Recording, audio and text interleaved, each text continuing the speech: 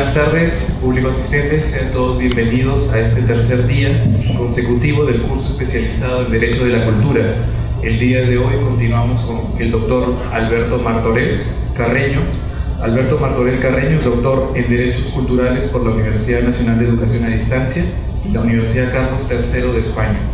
Es además especialista en protección y política del patrimonio cultural y natural.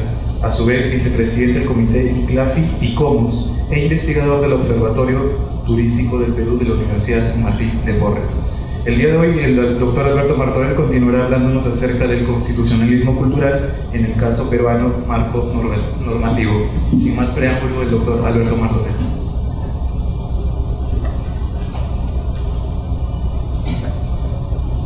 Muchas gracias nuevamente. El tema es,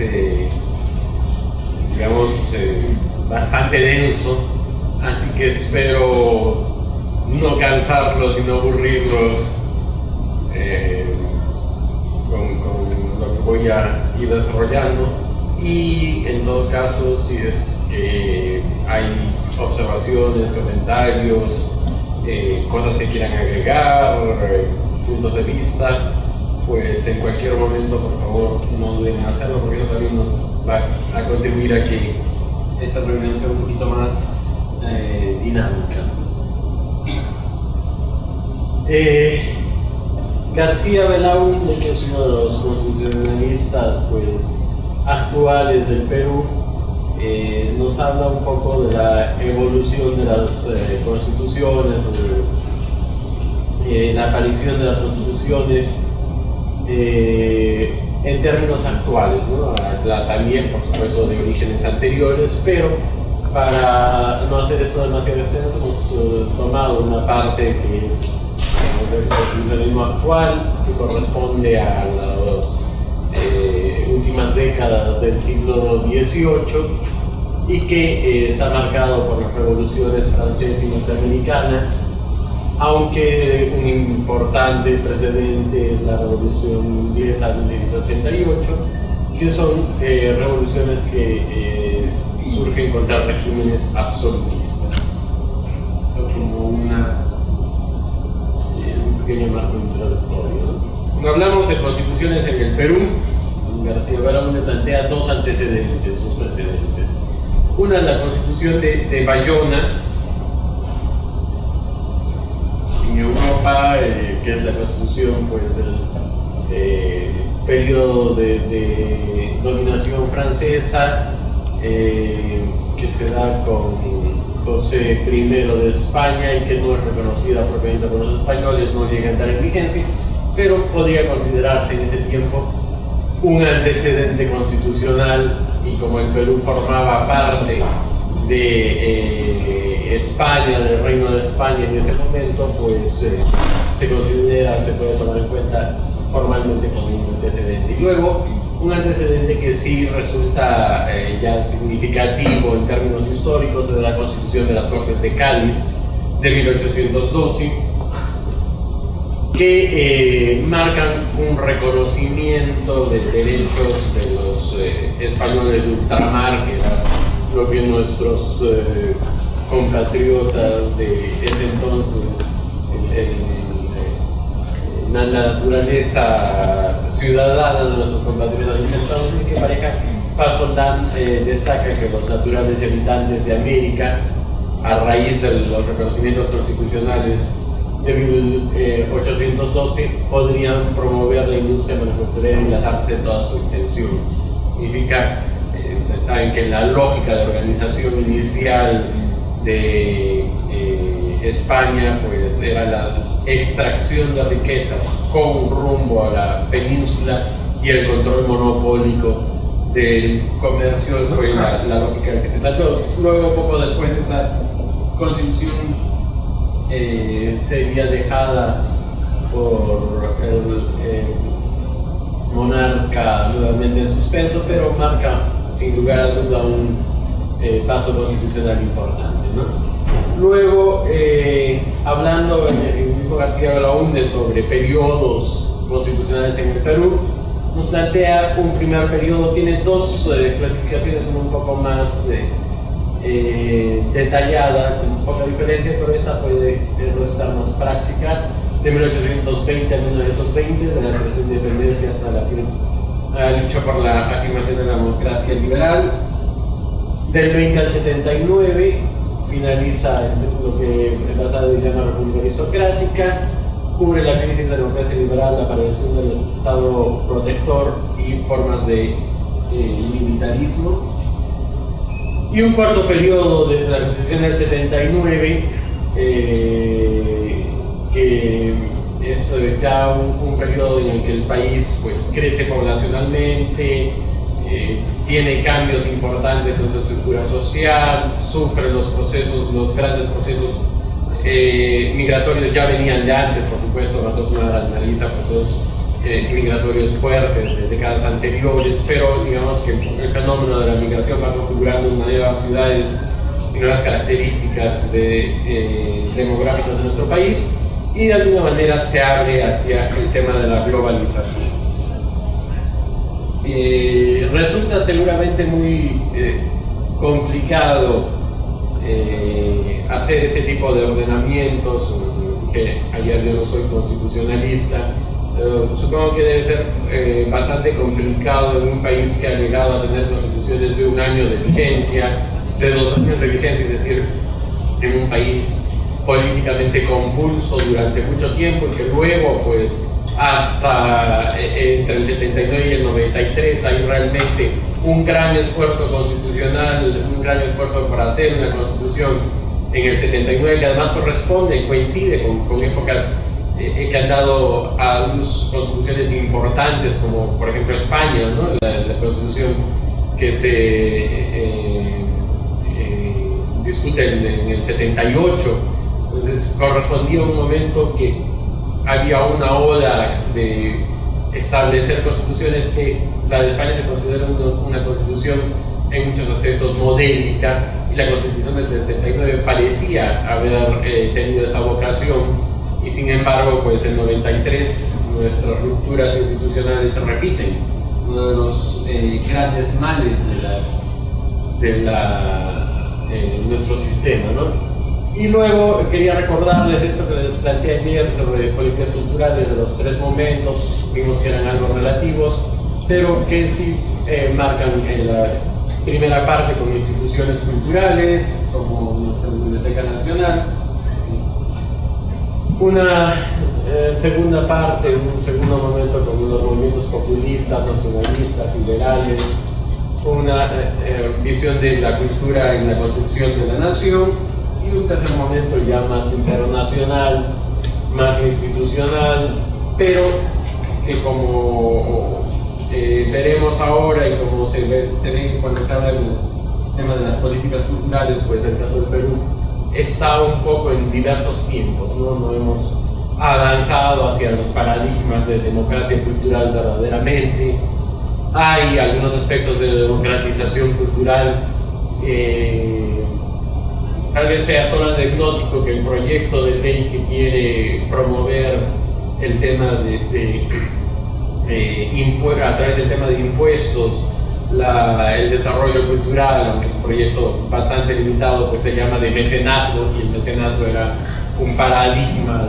Vidal Beineto habla de 3 paradigmas, ¿no? Uno del mecenazgo clásico, que nos puede relacionar pues con la Italia renacentista, nos puede relacionar con el Cinquecento, nos puede hacer pensar en la época, en algunas épocas de los papados vinculados a una promoción de los grandes pintores, de los grandes músicos, con un modelo de mecenazgo. Luego dice que hay un modelo de democratización, un paradigma de democratización de la cultura, que es llevar la cultura a todos, que parte de una premisa falsa, que ahora la vamos a ver en nuestras propias constituciones, que es: nosotros tenemos la cultura, hay que llevarles la cultura a los que no la tienen.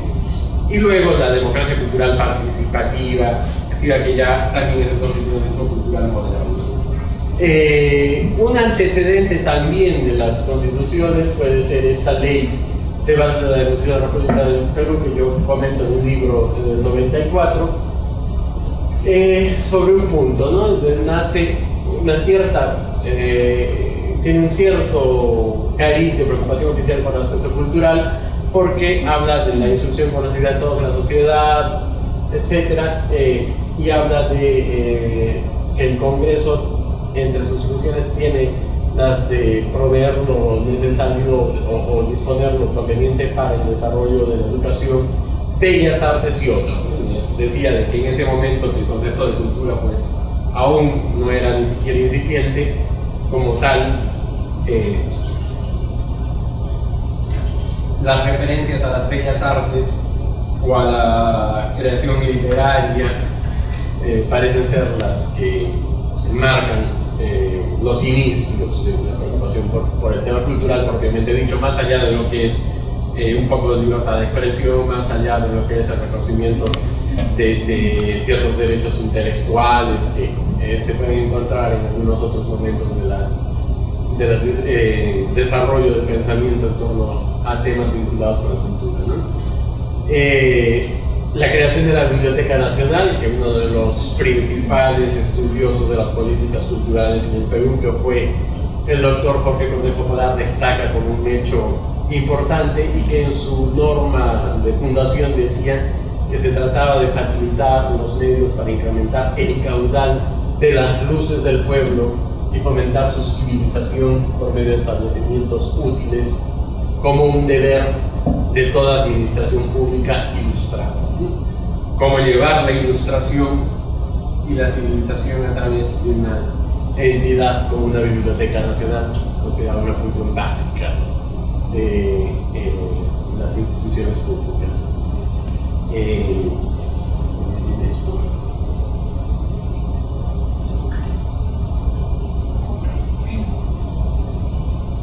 Está en desorden esa diapositiva. Vámonos a la siguiente, en 1923 se da la primera constitución política reconocida como tal, muy de una suerte muy breve, y que tiene alguna referencia a atribuciones relativas vinculadas con temas culturales, ¿no? Y esta visión de que unos tienen la cultura y otros carecen de ella, que unos son civilizados y otros no lo son, ¿no?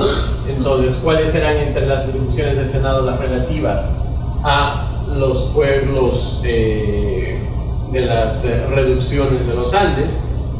Promover la civilización y conversión de los infieles, ¿no?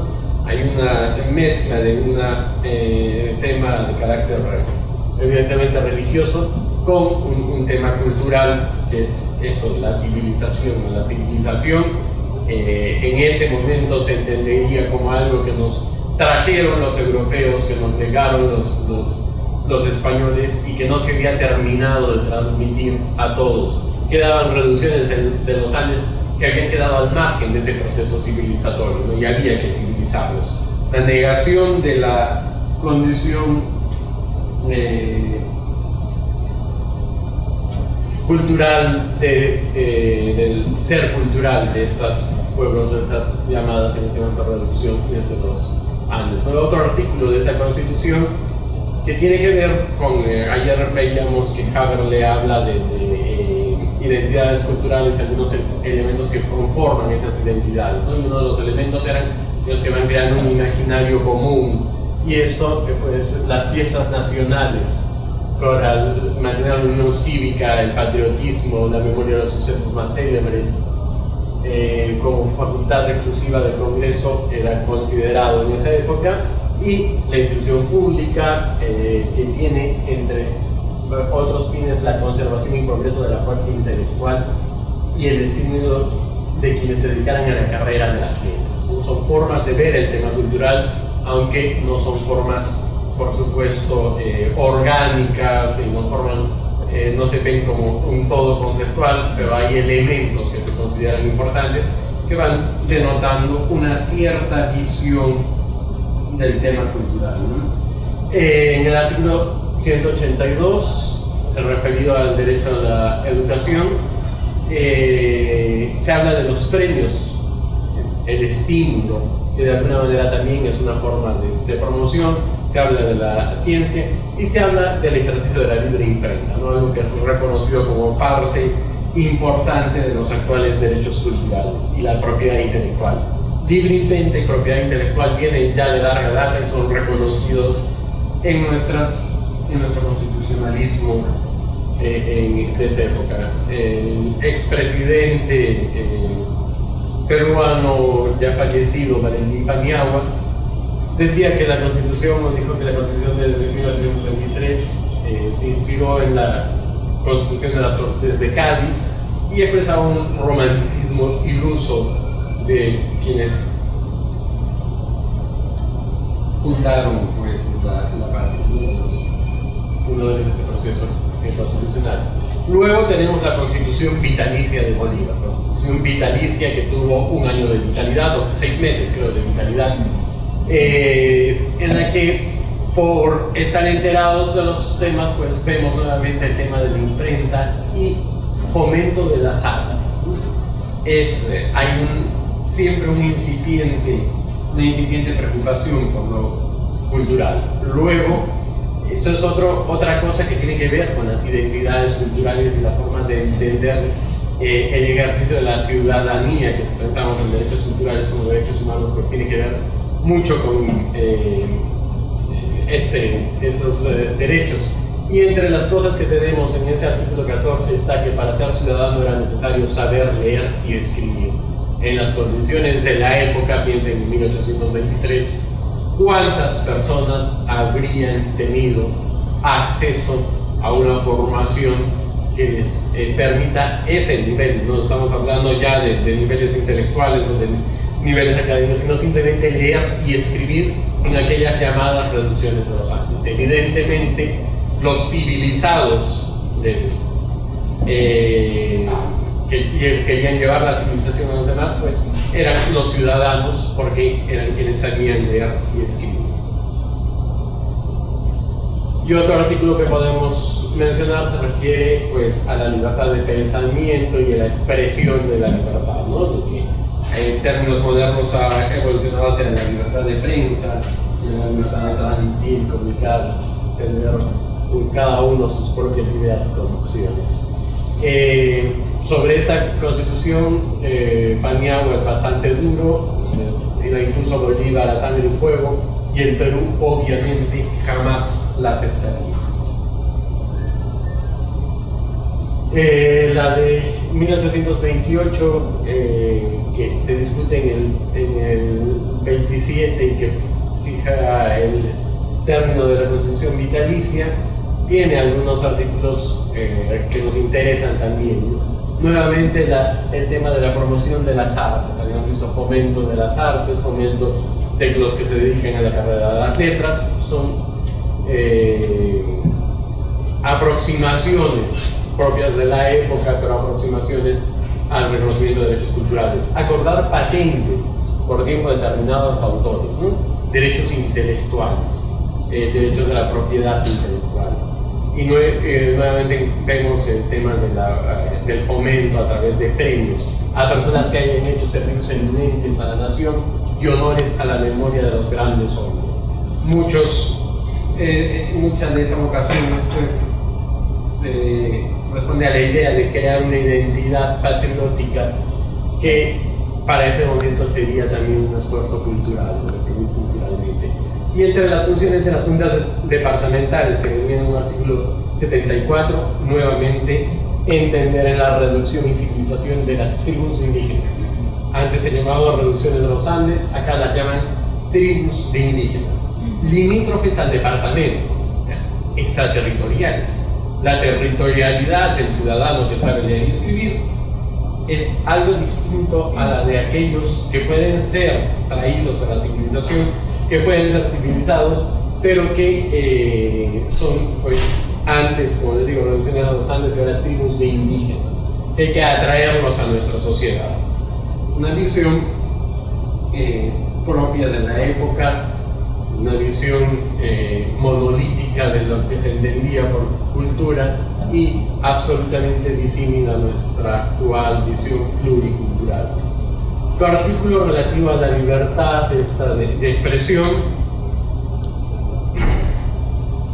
y el reconocimiento a los derechos intelectuales, pero ya incorporando cada vez más temas, la invención, la capacidad creativa, quienes inventen, mejoren o introduzcan medios de adelantar la industria, tienen la propiedad de los descubrimientos y producciones.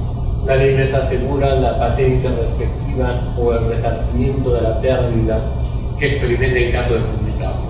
Una forma de reconocer derechos de autor. El que inventa algo y lo hace público facilita la posibilidad de que otros utilicen su invento para solucionar sus problemas. Por lo tanto, al no ser el único que lo produce, pierde económicamente, la lógica que se aplicaba en ese momento, y de alguna manera hay que resarcir. Es vírgenes incipientes de todo lo que son derechos intelectuales, derechos de propiedad intelectual, derechos de autor, etc.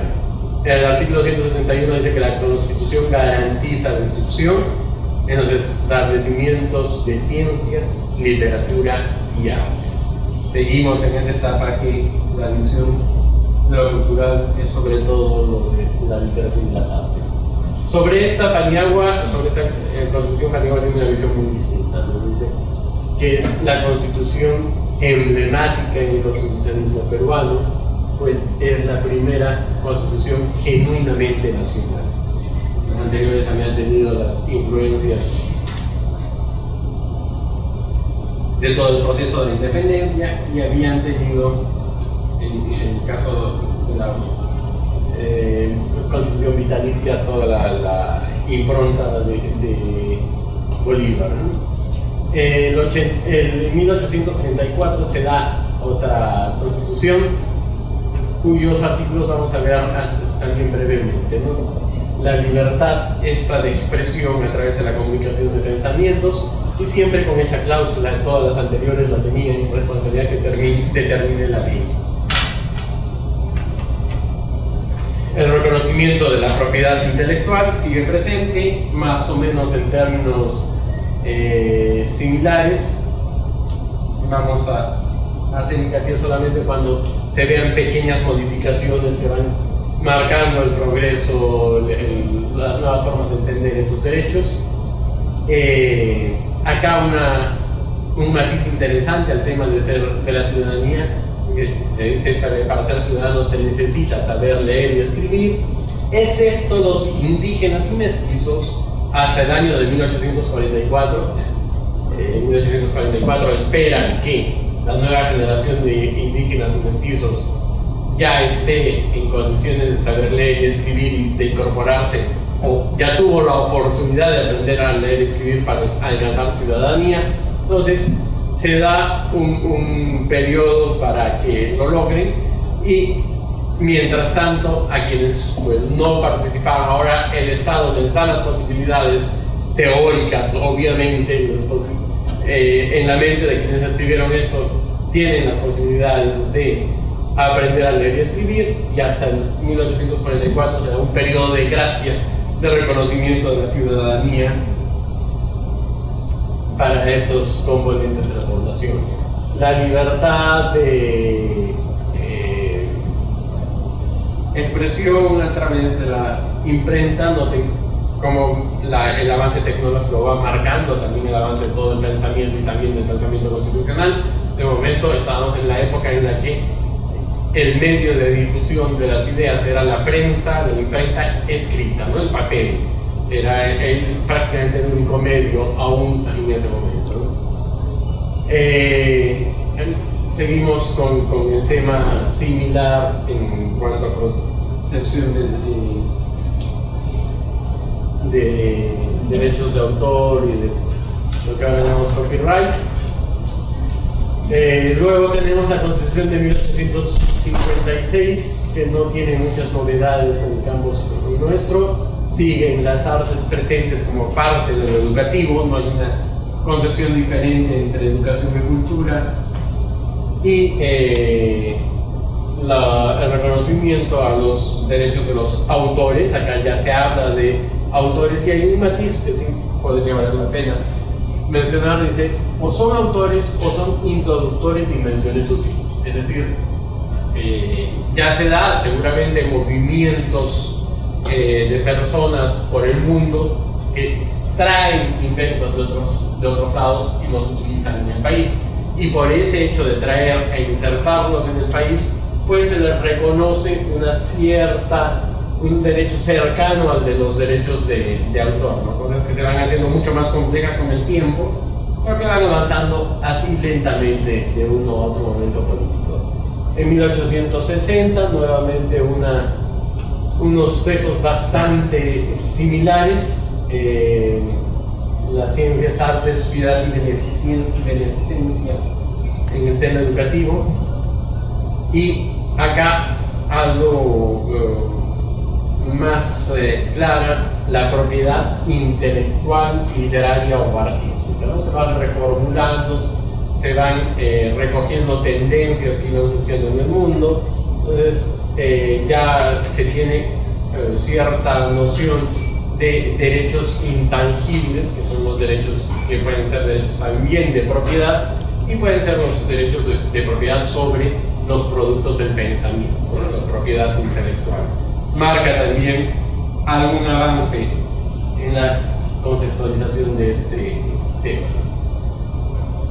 Descubrimientos útiles. Antes se había hablado un poco más de creación, acá se habla de descubrimiento, de invención. Tal vez se retrocede algo al hablar de descubrimiento, y la introducción de descubrimientos hechos por otros, ¿no? Dentro de los derechos, de lo que la base, los inicios, los albores, en nuestro caso de lo que después son todos los derechos vinculados con finamos copyright. La Constitución de 1867, decía, ante tantas constituciones, periodizar esto para los que son estrictamente constitucionalistas debe ser algo bastante complicado. La Constitución tiene una vocación de mantenerse en el tiempo. De hecho, hay algunos estudios sobre coincidencias entre niveles de desarrollo con constituciones que son procesos fundacionales políticos más sólidos, constituciones de larga data, de muy larga vigencia, que, pues, caso Francia, caso Estados Unidos, modificadas, actualizándose, cambiando, pero son básicamente los textos constitucionales de origen, frente a países que han tenido este tipo de constante cambio del texto constitucional, que suele coincidir con países que han tenido una estabilidad muy precaria de gobiernos entre democráticos y dictatoriales, netamente dictatoriales de corte militar, o cercanos a algo que sería en la práctica dictatorial, cuasi dictatoriales, como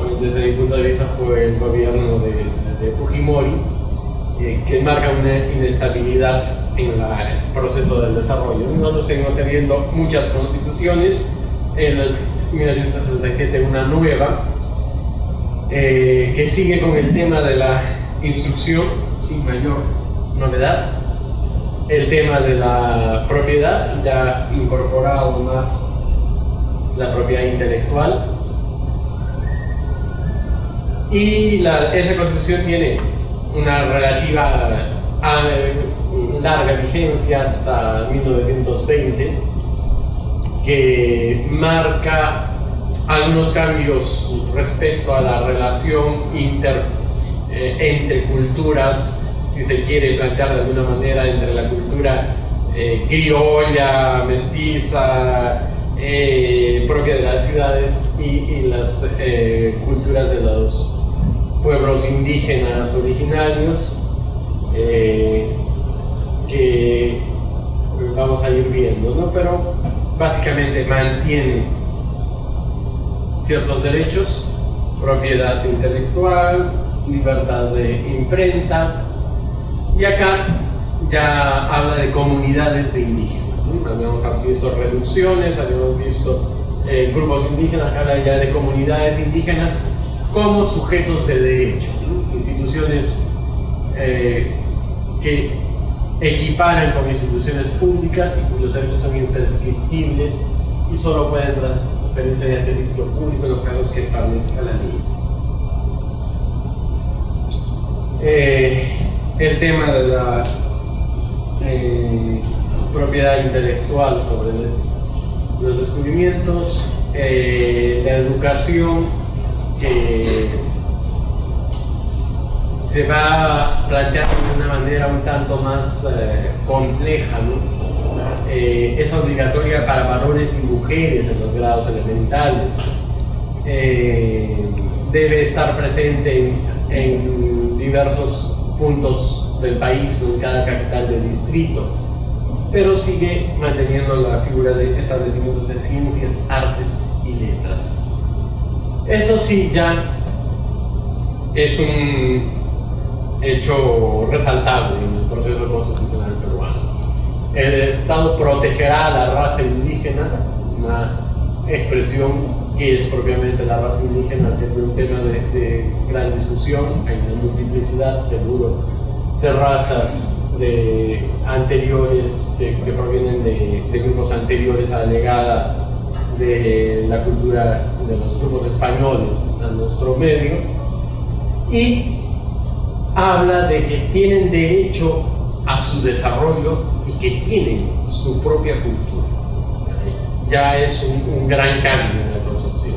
No es que les vamos a llevar cultura, no es que los vamos a traer a nuestro mundo desarrollado, sino que ellos tienen derecho. Estoy poniéndome en la posición, o tratando de jugar a ponerme en la posición de quienes plantearían esto. Ellos tienen su propio derecho al desarrollo y tienen su propia cultura.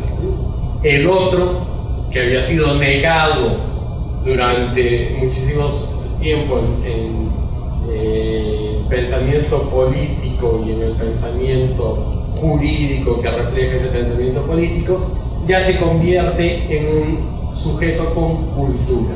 Hay otra cultura además de la cultura de las ciudades criollas, de las ciudades prooccidentales de nuestro país, ¿no? Y nuevamente el término comunidades indígenas con existencia legal, con derechos que la ley debería determinar, pero que están reconocidos como sujetos de derecho.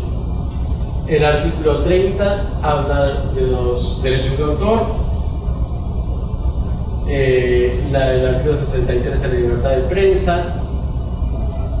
El artículo 79 pone un componente moral en el proceso educativo. Es también una forma de entender una aproximación cultural al tema, y habla del engrandecimiento nacional y la solidaridad humana. El engrandecimiento nacional a través de la educación tiene seguramente que ver con la formación cultural, con la formación de valores de ese grupo nacional, y entre esos valores se destaca el de solidaridad, y también podemos entender desde el punto de vista de los derechos culturales. Un título específicamente referido a las comunidades indígenas. Con estos tres artículos se reitera el reconocimiento a la personalidad jurídica, a la entidad legal de las comunidades indígenas, el derecho a tener sus propios bienes, la propiedad de las comunidades, y que en ese momento se utilizaba la fórmula de que esa propiedad era imprescriptible e inalienable. Debe ser el término de la época, inanejable, salvo expropiación por razones de utilidad pública, como en todos los casos esa fórmula que se mantiene en la expropiación. El artículo 82, los tesoros arqueológicos, artísticos e históricos están bajo la salvaguarda del Estado. En términos de patrimonio cultural, esto constituye también algo novedoso e importante en la Constitución del 33, porque es la presencia de la constitucionalización del patrimonio cultural, ¿no? Y que resulta temprana inclusive en el mundo, ¿no? Pocas constituciones habían planteado el tema del patrimonio cultural, en este caso llamado tesoros arqueológicos, y además planteado en esos tres niveles, ¿no? Lo arqueológico, lo histórico, lo artístico.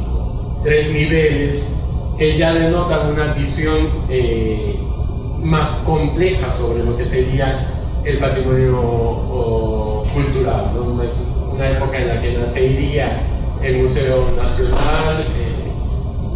Es una época interesante, la de esas, pues, años sería a partir de la tercer decenio del siglo, ¿no? Y la salvaguarda del Estado, ¿no? La salvaguarda es una figura jurídica poderosa, implica una función del Estado con relación a los bienes de los que se está hablando. Ya no es simplemente el reconocimiento a su valor, no es ni siquiera simplemente el reconocimiento de un derecho de los pueblos a que esto siga existiendo, sino una función pública respecto a esos bienes. La salvaguarda es una función pública, pues, que se tiene que manifestar en hechos concretos. Ya esos se entendería, estamos hablando de una época muy temprana, pero se tendría que entenderlo, si fuera una cuestión posterior a los años de 66, de los derechos económicos, sociales y culturales, pues sería ese tipo de derechos que implican una acción pública. No es simplemente una función contemplativa del Estado, sino es una exigencia de algún tipo de acciones, ¿no? La salvaguarda se puede realizar a través de acciones concretas de corte de administración del bien cultural, cómo se protege, cómo se determina qué es lo que se debe proteger, quién lo protege, qué institución está a cargo de la protección, a través de difusión educativa, también la salvaguarda en la medida que se transmite la conciencia de los valores del bien, a través de la creación de instituciones responsables. El poner este artículo en práctica, el darle un sentido en la vida real más allá de la Constitución, el desarrollar el artículo constitucional, implicaría un proceso que incipientemente se intenta dar en el Perú a partir de este momento, que se podría haber visto en otros casos, pero que en este caso le indica una visión mucho más directa. Y luego tenemos la Constitución de 1979, con periodos en que la del 33, por supuesto, no estuvo en vigencia, o tuvo simplemente una vigencia muy precaria y relativa, y hubieron esos grandes lapsos en los que el sistema democrático estuvo, pues, dejado de lado en nuestro país, que coinciden con lo que sucedía en muchos otros países, ¿no? Y el regreso al constitucionalismo también coincide con muchos otros casos, o casos de otros países, como les decía, España misma en su constitución del 78. Y eso tiene una influencia en querer plantear un texto constitucional fundacional nuevamente, ¿no? Pues Haberle, cuando habla del constitucionalismo cultural, que hablábamos ayer, habla de la importancia de los preámbulos, ¿no?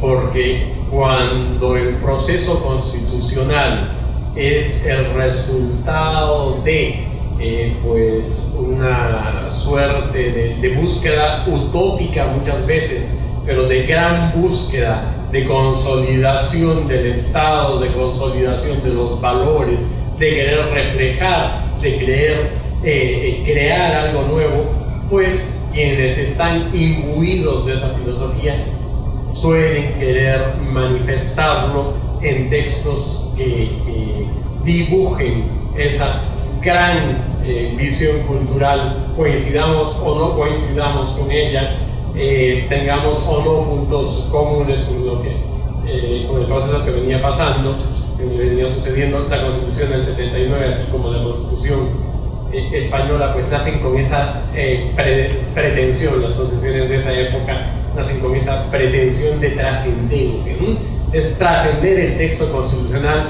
para imbricarse en el Estado y tratar de transmitir una serie de valores que finalmente son valores culturales. Y de hecho, si leemos el preámbulo de la Constitución del 79, se ve eso, se ve la presencia del elemento cultural en el planteamiento en todo momento, ¿no? Y el valor de la persona, ¿no? Comienza con una de las partes del preámbulo donde dice: creyentes en la primacía de la persona humana y que todos los hombres iguales en dignidad tienen derechos de validez universal, anteriores y superiores al Estado, ¿no? El fin de la sociedad, el fin del desarrollo, la primacía está en la persona humana. Luego, un hecho bastante interesante, que estaba bastante bien planteado en esos términos, que es el de la familia, ¿no? La familia, célula básica de la sociedad, que raíz de la grandeza de esa sociedad, como ámbito natural de la educación y de la cultura.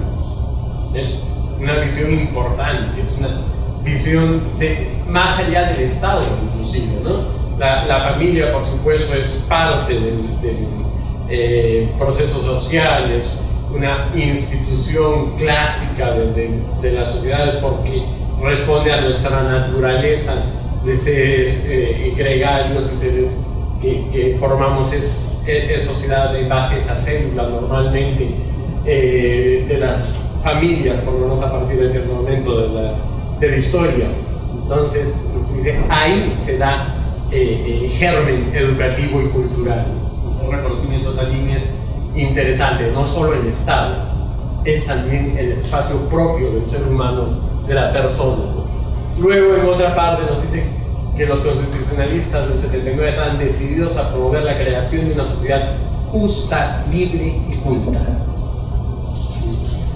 Vean la gran pretensión, el gran impulso que se le quiere dar a través de su constitución a la sociedad, ¿no? Sin explotados ni explotadores, exenta de toda discriminación por razones de sexo, raza, credo o condición social, donde la economía esté al servicio del hombre y no el hombre al servicio de la economía.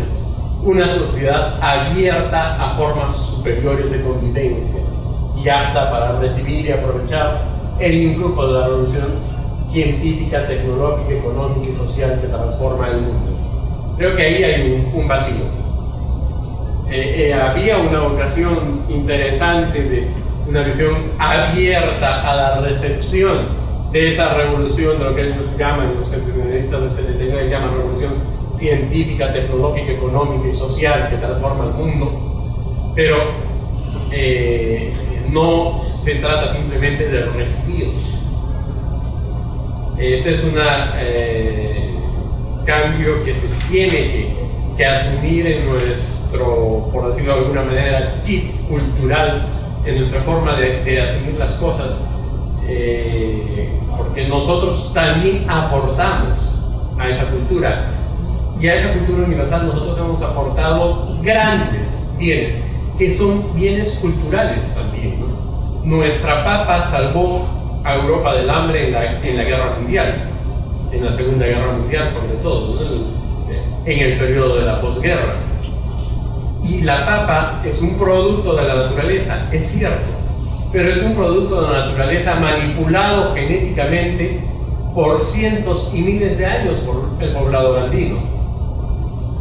Se convierte en un producto que tiene toda una visión cultural detrás de ello, ¿no?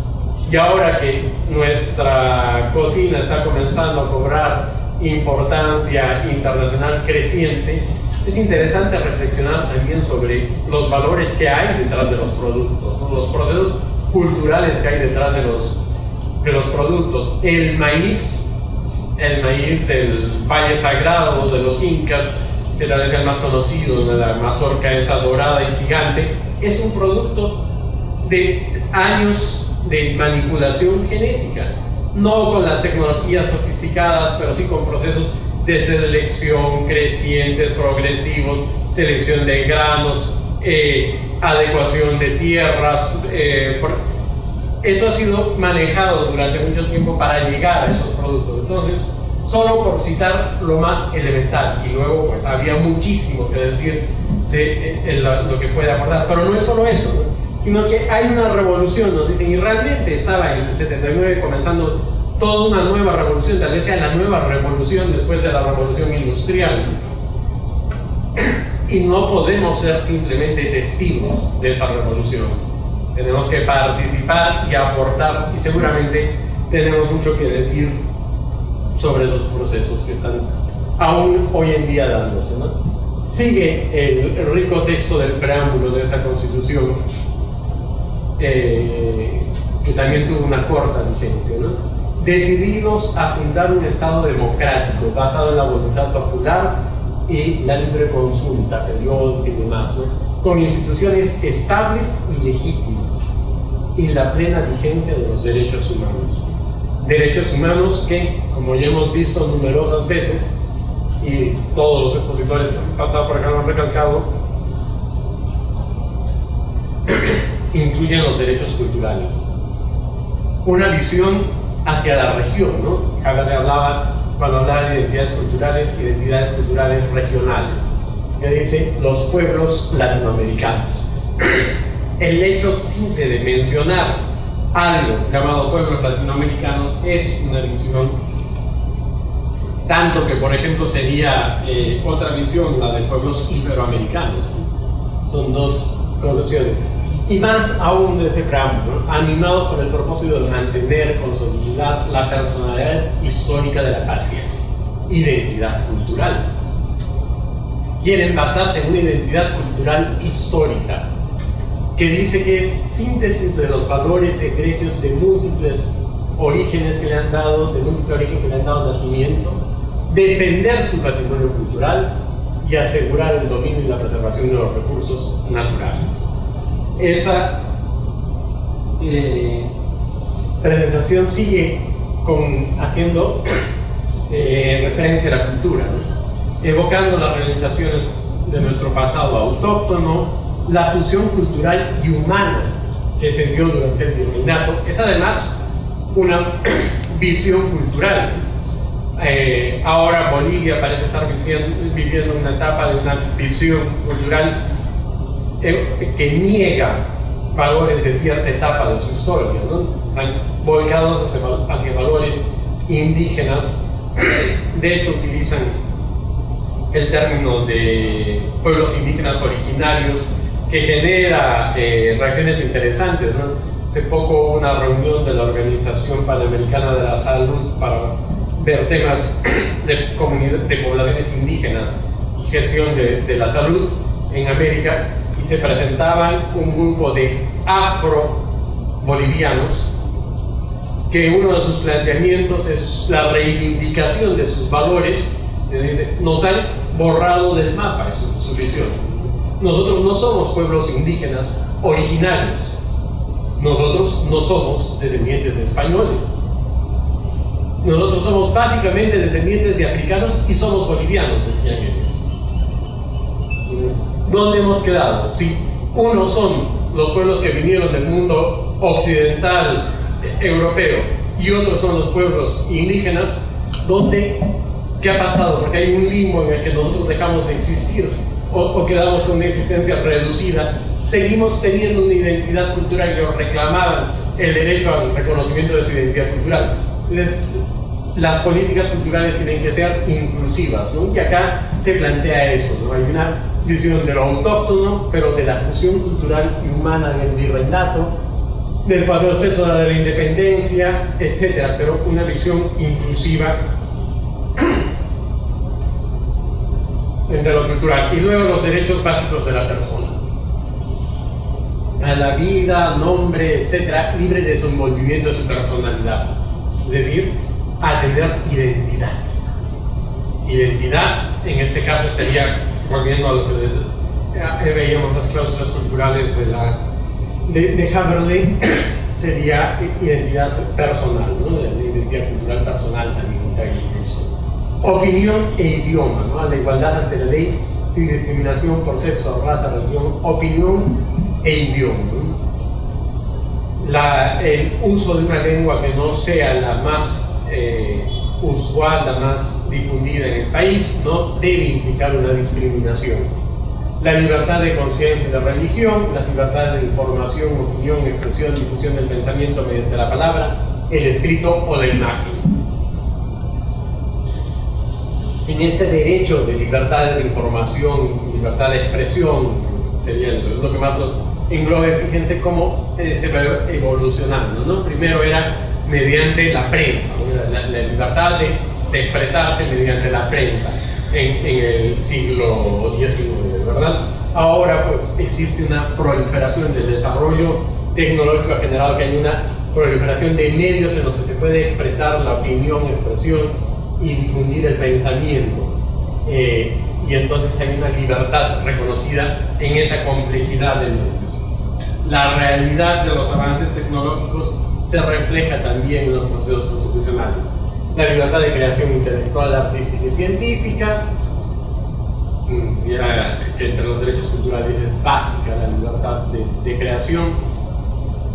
La asociación también por fines culturales, el derecho a asociarse también por fines culturales, y a guardar reserva de las condiciones políticas, filosóficas y religiosas propias de cada uno. Tiene una vinculación con el tema cultural. En el artículo 21 de la Constitución nos hablan del derecho a la educación y a la cultura.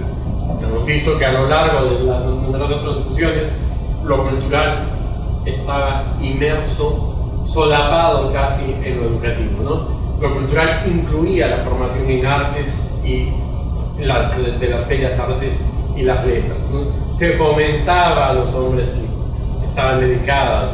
Alguna constitución hace referencia a las carreras de las letras, ¿no? En este caso, lo educativo y lo cultural ya aparecen con una identidad, con una entidad propia, ¿no? Hay el derecho a la educación, pero también hay derecho a la cultura. Y ambos son inherentes a la persona. Buscan el desarrollo integral de la personalidad. Eso es algo muy, muy importante, ¿no? Y se inspira en los principios de la democracia social, en los principios del constitucionalismo cultural que veíamos el día de Haberle. La democracia cultural como la forma en que se expresa, se manifiesta todo el reconocimiento de la pluralidad, tiene una gran importancia. Otro artículo relativo a la educación nos dice que la educación fomenta humanidades, artes, ciencias y técnicas, ¿no? Nos habla de la formación ética y cívica, de la libertad, de la educación religiosa, respetando la libertad de conciencia, los derechos humanos. Son elementos que a través de la educación trascienden a lo cultural. En las funciones de las universidades, hablaba la Constitución del 79 de que esos incluyen la formación profesional y cultural. Fíjense el nivel que se debe dar. Una universidad forma profesionales y forma culturalmente a las personas. Tal vez no sea forma culturalmente, ¿no? Habría que matizarlo en la comprensión del término, pero es en todo caso contribuye al enriquecimiento cultural, ¿no? Una función que muchas universidades parecen haber renunciado a tener en nuestros tiempos y que genera una serie de vacíos en la formación integral del ser humano, ¿no? Las universidades que se dedican a lo técnico y que abandonan cada vez más la parte humana del proceso formativo, ¿no? La parte de valores, que es la parte cultural esencialmente, ¿no?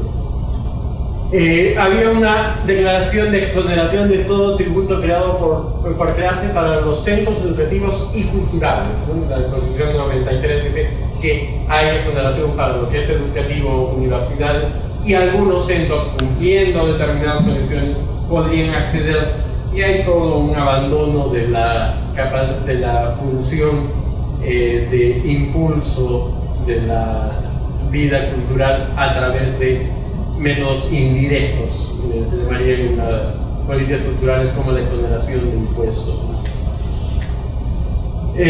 También decía la Constitución del 79, este otro artículo que es muy interesante: el Estado preserva y estimula las manifestaciones de las culturas nativas, así como las peculiares y genuinas del folclore nacional, el arte popular y la artesanía, todo lo que son culturas vivas, que es el patrimonio cultural vivo. El patrimonio cultural no solo estaba, como veremos en algún artículo relativo que hace referencias explícitas al patrimonio cultural, sino que estaba también el componente intangible, ¿no? Y la función de estímulo, la función de fomento de esas manifestaciones.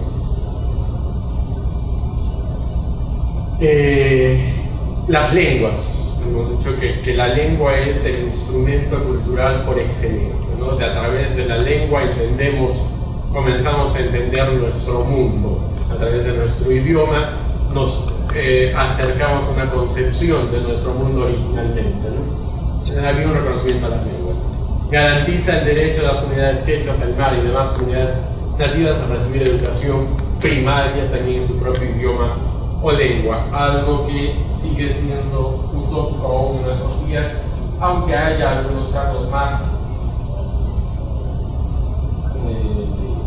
Sigue siendo un tema en discusión. Hace un mes más o menos salía un artículo del Comercio sobre el tema, ¿no? Como comunidades machiguengas que ellos mismos habían impulsado su proceso educativo inicial en su propia lengua, estaban teniendo problemas porque no recibían apoyo, sino más bien estaban siendo víctimas de una serie de trabas puestas por los gestores regionales, departamentales, regionales sería ahora, ¿no? de la educación.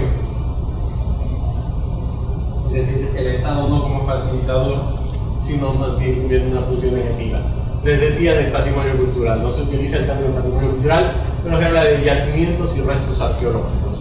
Técnicamente, restos arqueológicos no sería tal vez el mejor de los términos, pero nos pone frente al tema de la arqueología, que ya está claro. Construcciones, monumentos, objetos artísticos y testimonios de valor histórico declarados Patrimonio Cultural de la Nación están bajo el amparo del Estado.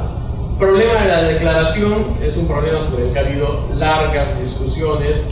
Se complica más con el tema de la presunción. Vamos a verlo un poquito cuando hablemos de la Constitución del 93. Existen diversas técnicas para determinar qué es el patrimonio cultural ya para efectos de la aplicación propia de la normativa, ¿no? Las técnicas legales de protección del patrimonio cultural. Algunas técnicas buscan este proceso declarativo previo, que es el que se refleja en esa Constitución y que genera situaciones como que la destrucción del sitio desconocido que esporádicamente aparece en el momento de hacer una obra y que la gente continúa haciendo la obra, no estaba previamente declarada y no se podrían aplicar las normas de protección. Vamos a ahondar en ese tema, pero eso tenía ese problema, este artículo constitucional, ¿no? Y que la conservación, restauración, mantenimiento y restitución en caso de exportación ilícita era materia de la ley, ¿no? La ley, en ese momento era la ley 24047, sumamente discutida, ¿no? La ley de 1984, si no me equivoco. Los medios de comunicación del Estado están al servicio de la educación y la cultura. Los privados colaboran a dichos fines de acuerdo a leyes, algo que también se cambia en la Constitución del 93, que es la que vamos a ver ahora. Este es todo el preámbulo de la Constitución del 93. Aquí está copiado todo el preámbulo de la Constitución del 93. El Congreso Constituyente Democrático, invocando a Dios Todopoderoso, obedeciendo el mandato del pueblo peruano y recordando el sacrificio de todas las generaciones que nos han precedido en nuestra patria, ha resuelto dar la siguiente Constitución. Ese es todo el preámbulo de la Constitución del 93. Mientras la del 79, no podemos estar de acuerdo o no, pero hablando objetivamente, pretende ser un texto fundacional, refundacional de un proyecto nacional, la otra pretende ser una ley de leyes, creo yo, una constitución. Realmente en términos de cumplir la funcionalidad moderna del hecho de que los estados, como está configurado nuestro mundo actualmente, tienen textos constitucionales. Entonces, cumple con la función de dar una constitución. Las pretensiones de la constitución misma no están explicitadas en algún texto. Los derechos, en el tema de los derechos fundamentales, los derechos básicos de la persona, se mantienen en gran parte y en algunos casos inclusive se avanza un poco con el derecho a la información que vamos a ver en un momento, ¿no? La participación en la vida económica, social y cultural, el derecho a participar, el derecho de participación, los derechos culturales básicos, derecho a mantener la reserva de las convicciones propias, a la identidad étnica y cultural. Hay ya una referencia directa a la identidad étnica y cultural y a la pluralidad étnica y cultural de la nación. Es decir, cada individuo tiene su derecho personal a su identidad cultural, inclusive a una identidad cultural asumida, podría ser. Tiene el derecho a renegar de su identidad cultural atribuida y a asumir otra identidad cultural. Por supuesto, en términos profundos, antropológicos, eso lo discutiría mucho, pero el término más básico y pensándolo como derecho en sí mismo, pues sería una posibilidad. Pero hay algo más allá de la identidad étnica y cultural del individuo, que es la pluralidad étnica y cultural de la nación. Es algo importante. El derecho a usar el idioma propio, ¿no? Ante cualquier autoridad mediante un intérprete. El ejercicio de los derechos a través del idioma, que es la forma en que concebimos nuestra esencia y por lo tanto los derechos que parten de esa esencia de seres humanos, es básico, ¿no? Deberían hacerse más esfuerzos para poder administrar al menos la justicia básica, por ejemplo, también en los idiomas de cada uno, mayoritarios o los idiomas de cada una de las regiones, ¿no? Otro derecho habla de la paz, la tranquilidad, el disfrute del tiempo libre, el descanso, el ambiente equilibrado y adecuado al desarrollo de la vida. En ello también hay un ambiente para el desarrollo cultural. Lo que eran los medios del Estado cumplen una función respecto a la cultura, tienen que servir a la cultura. La Constitución del 79 se convierte en esta declaración algo más débil, digamos, de los medios de comunicación social deben colaborar con el Estado de educación y la formación moral y cultural. La televisión pública, los medios de comunicación públicos tendrían que tener esa función, y tal vez era interesante que la Constitución del 79 la manifestara tan directamente, ¿no? La educación bilingüe e intercultural. El Estado debe fomentar la educación bilingüe e intercultural de acuerdo a la zona del país en la que se esté dando ese proceso educativo. Preservar las diversas manifestaciones culturales y lingüísticas del país. El Estado tiene la función, la obligación de preservar las diversas manifestaciones culturales y lingüísticas del país. Hay una sección de la UNESCO que tiene que ver con patrimonio inmaterial y que tiene una página web interesantísima sobre las lenguas en peligro en el mundo. El INDEPA, el Instituto de los Pueblos Andinos, Afro-Peruanos y Amazónicos, si no me equivoco, es el nombre completo de esa organización, habla de 68 lenguas en el Perú. La página web de la UNESCO, de ese programa sobre las lenguas en peligro en el mundo, que son muchísimas, habla de 70 y tantos, ¿no? De las cuales cerca de 60 están en cierto grado de peligro. Tal vez el hecho es que el INDEPA ha excluido ya lenguas desaparecidas, en esos 70 y tantos hay algunas lenguas ya desaparecidas, ¿no? Y interesante sería, por ejemplo, y hay algunos esfuerzos que el Estado debe realmente apoyar por la recuperación del mochica. Se hablaba hasta la década del 50, si no me equivoco, los últimos pobladores de la zona que hablaban, la última familia que hablaba, me parece que desaparece en el 56 o algo así, es ayer en términos históricos.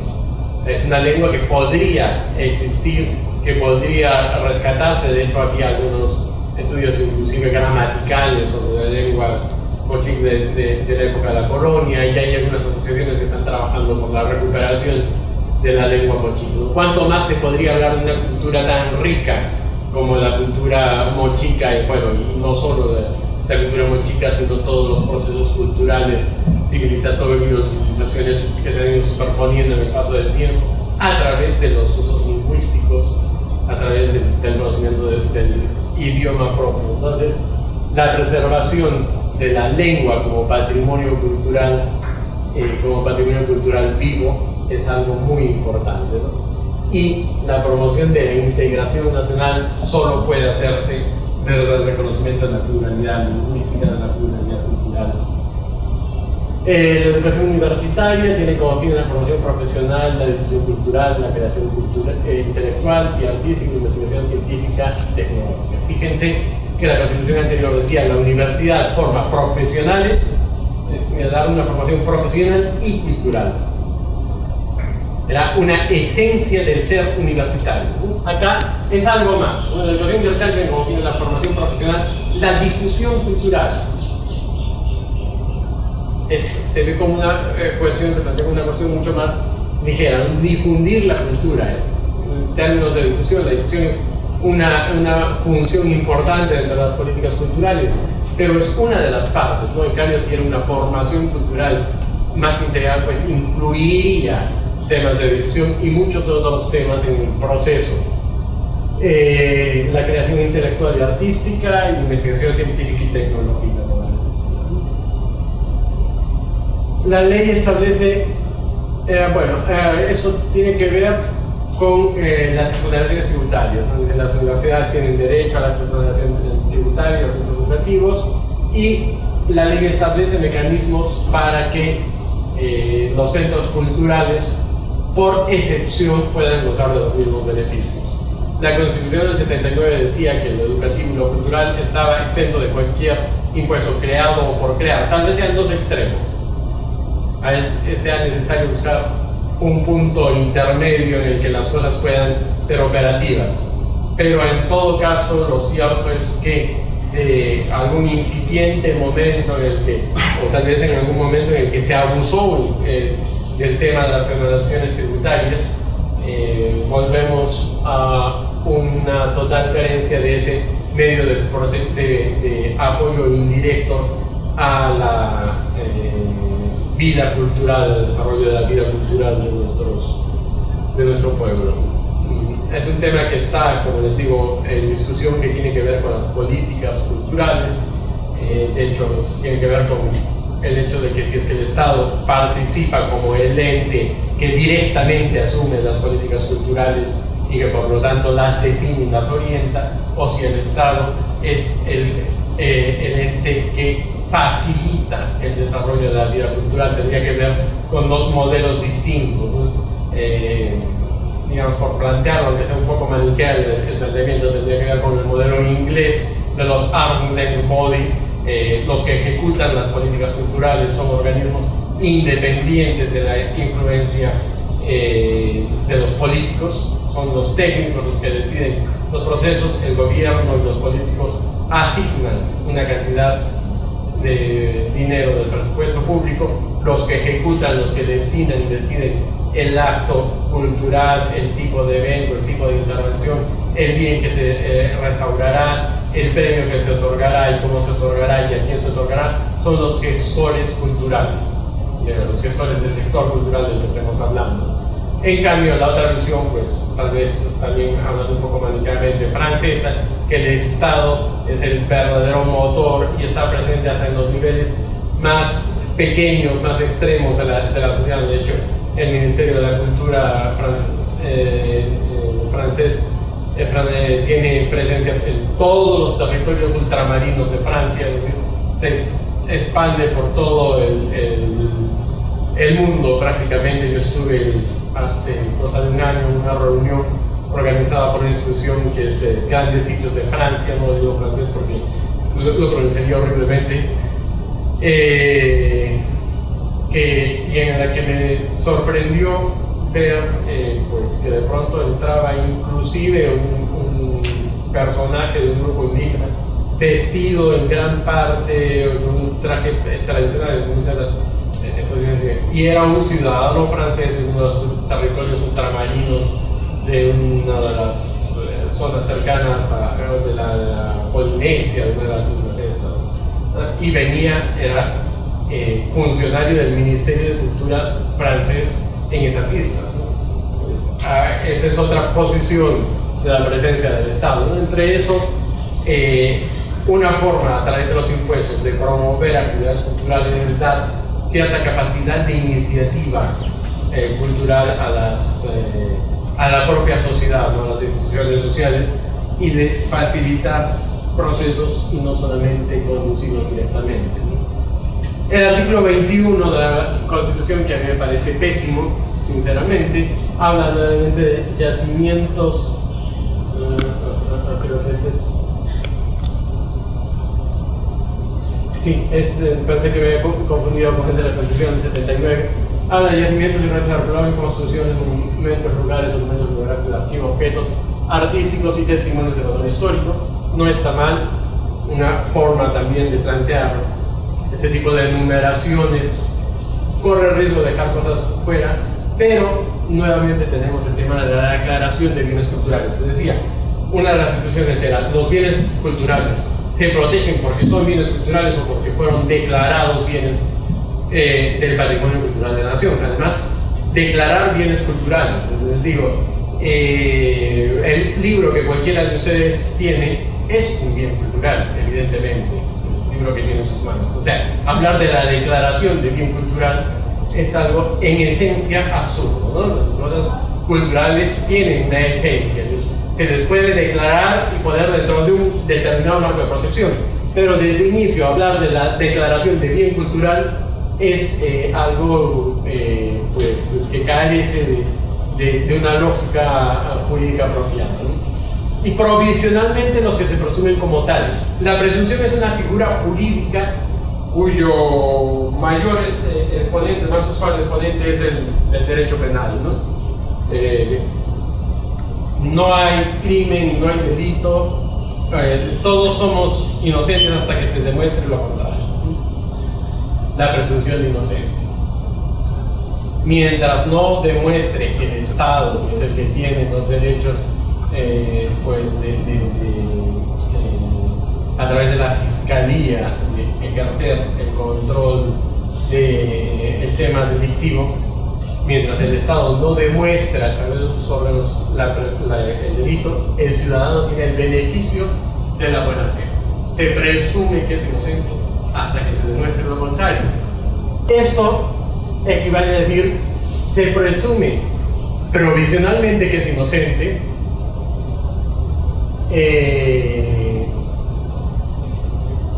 hasta que finalmente se pruebe que realmente lo es o no lo es, ¿no? No puede existir la presunción provisional. La presunción jurídicamente es una figura que opera hasta que se demuestre que no es aplicable. Presumimos que es el sitio aparentemente arqueológico, que aparentemente tiene restos de bienes de una cultura anterior al contacto con la cultura europea. Presumimos que es un sitio arqueológico hasta que llegue el equipo de arqueólogos que diga, no, perdón, esas son paredes virreinales, ¿no? Son construcciones que se hicieron pues imitando algún tipo de construcción antigua, pero no es la construcción original. Ese huaco no es un original, sino es una réplica. Se presume que es original hasta que se demuestre que es réplica, o no se aplica la presunción. Pero la presunción que se aplica provisionalmente es una presunción que carece de lógica jurídica, ¿no? Es una forma de presunción contraria a la lógica jurídica, independientemente de su condición de propiedad pública o privada. Ayer vimos que en la Constitución colombiana dice: los bienes arqueológicos son de propiedad pública. Nosotros hemos tenido la discusión siempre de si los bienes del patrimonio cultural pueden ser o no pueden ser privados. En la práctica existen bienes sobre los que hay un ejercicio de derechos privados y que son parte del patrimonio cultural de la nación. Creo que el problema no está en quién es el propietario, sino cuál es la técnica jurídica que se aplica al bien para su protección. El propietario de un bien cultural no puede actuar respecto al bien cultural como el propietario de cualquier otro tipo de bienes. Es decir, no puedo decir: mis tazas están viejas y las boto, las rompo, hago un paquetito de vidrio y lo boto al tacho de reciclado de vidrio y ya está. No puedo decir lo mismo, no puedo actuar igual con guapos, no puedo actuar de igual manera con pinturas. No puedo decir: este lienzo, pues voy a llamar a alguien que le pinte algo encima del lienzo de pintura cusqueña porque me aburrí de la pintura cusqueña. Si fuera simplemente una imitación de pintura cusqueña, es mi problema. Hacer algo tan absurdo como alterarlo es mi problema. Pero como es un bien del patrimonio cultural de la nación, tengo que cumplir determinadas reglas y no puedo alterarlo porque se me ocurrió, no puedo romperlo porque se me ocurrió, no puedo decir: me falta espacio en la casa y voy a tirar a la basura todos esos bienes que mi abuelo consideraba valiosos y que a mí me parecen trazos viejos. Hay algo que está por encima de mi derecho como persona sobre esos bienes. Lo que decía, por plantearlo, no soluciona el problema, pero da luces al respecto, y lo grafica la frase de Víctor Hugo, ¿no? Un edificio tiene dos aspectos, ¿no? Su uso y su belleza. Su uso puede ser materia de apropiación privada, lo diría en términos más literarios, seguramente Víctor Hugo, que lo recuerdo en términos más prácticos. Su uso puede ser materia de apropiación privada, su belleza pertenece a todos. Ahora, ese hecho de que pertenece a todos implica responsabilidad. Carece de sentido el patrimonio cultural que, por más que esté absolutamente cuidado, sea una pieza única de la cultura que fuese, y que alguien que es un amante profundo de la cultura esa y de las piezas de esa cultura lo guarda en una bóveda en el sótano de su casa a lo largo de toda su vida, y nadie más sabe, puede estudiarlo, puede sacar una conclusión, puede compararlo, puede observarlo, puede disfrutar la belleza de ese bien. En ese caso carece de sentido hablar del patrimonio cultural. Hay una función social básica. El patrimonio cultural está relacionado con grupos sociales. Entonces, hay esa gran discusión. Y yo escuché a algún constitucionalista que decía que por fin habían solucionado el tema. Pero no han solucionado el tema, lo han elevado al nivel constitucional. Porque no dice, como dice la Constitución colombiana, son bienes de carácter público. No, dice independientemente de su condición de propiedad pública o privada. Mantiene el problema en el nivel constitucional. Antes podían ser públicos o privados y discutíamos si podían ser públicos o privados. Ahora siguen pudiendo ser públicos o privados. La provisionalidad de la presunción no resuelve nada porque está además mal planteada. La necesidad de declaración expresa sigue estando ahí, y nada se dice de las condiciones que implicaría esa propiedad privada en el ejercicio del derecho. Solamente se dice que están protegidos por el Estado. Y luego se agrega este otro párrafo. La ley garantiza la propiedad de dicho patrimonio, público o privado, fomenta conforme a la ley la participación privada en la conservación, restauración, institución y difusión del mismo, así como su restitución cuando hubiese sido ilegalmente sacado del territorio nacional. Durante muchos años, la universidad misma de Piura fue parte del proceso de debate. Se trató de socializar con el ingeniero María Eugenia Serra Moral, con yo trabajaba, un proyecto de ley del patrimonio cultural. El rector, el doctor Mabres, que organizó hasta 2 eventos, creo yo, importantes sobre presentación, socialización de ese proyecto de ley. Poco ha quedado en la ley que finalmente aprobaron, porque durante el periodo ese, 95-2000, el periodo congresal, no se llegó a aprobar, ni siquiera se llegó a debatir ese proyecto de ley, salvo reuniones esporádicas. No se llegó a aprobar, pero se ha incluido en la nueva ley una cláusula que yo defendía mucho, que me parece muy interesante, ¿no? Como uno de los graves problemas de la propiedad privada es que en los tribunales internacionales, cuando salía ilícitamente un bien, no se podía demostrar si había sido de propiedad privada antes de la ley del 84 o que después de la ley del 84, que ya establecía ciertas reglas para el origen, existían ciertas condiciones para que el origen de esa propiedad sea válido, no se podía establecer si era de antes o después. Por lo tanto, en Estados Unidos se corrigieron muchos casos, no se ha demostrado si es que esa ley es aplicable o no, porque la ley no es retroactiva. Y si el Estado tendría algún derecho de recuperar, restituir a su territorio ese bien, pues no lo pueden hacer porque no se ha demostrado que la ley estuviera vigente, y sin embargo el propietario alude y tiene inclusive pruebas de que tenía ese bien en su propiedad, en su posesión, y por lo tanto la posesión en Estados Unidos tiene un gran peso para determinar la propiedad, pues por lo tanto tenía derecho a llevarse. Ahora la ley nueva felizmente ha incluido esta cláusula de la que les quiero hablar, que dice que la extracción o la exportación o el intento de exportación ilícita de un bien del patrimonio cultural de propiedad privada genera la reversión del bien en favor del Estado automáticamente. Hay una sanción automática. Si yo intento o yo salgo del país con el cuadro de pintura cusqueña que era de mi familia desde hace 400 años, al haber salido, estando prohibida por ley la salida de ese tipo de bienes, pierdo automáticamente cualquier derecho de propiedad y ese revierte en favor del Estado. Y por lo tanto ya no habrá la discusión de si antes de la ley o después de la ley era yo presuntamente propietario. Solo habrá que demostrar que salió en ese momento. Si lo tengo dentro del país antes o después de la vigencia de la ley, puede ser algo que planteable en términos judiciales para procesos de otra naturaleza. Pero cuando incumplo la ley hoy día, llevándome el bien, le digo, puede haber estado en la posesión de mi familia por 400 años, eso no importa.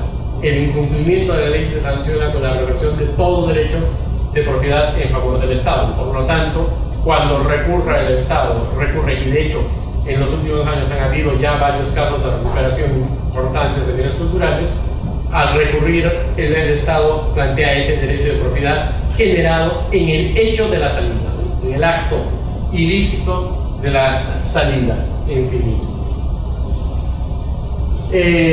Idiomas oficiales. No son idiomas oficiales el castellano, y en las zonas donde predominen también lo son el quechua, el aymara y las demás lenguas aborígenes según la ley.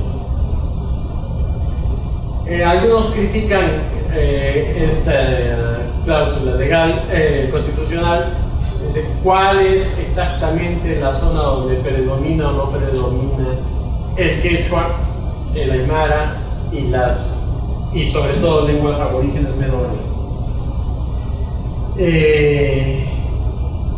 El reconocimiento acá de la Iglesia Católica tiene también un contenido cultural. La formación histórica, cultural y moral del Perú tiene que ver con ello, y el reconocimiento de las comunidades campesinas y nativas, su organización, su sistema de propiedad, pero que en la práctica está generando muchos problemas, y el Estado respeta la identidad cultural de las identidades de las comunidades nativas, ¿no? Y termino con este punto sobre los gobiernos locales.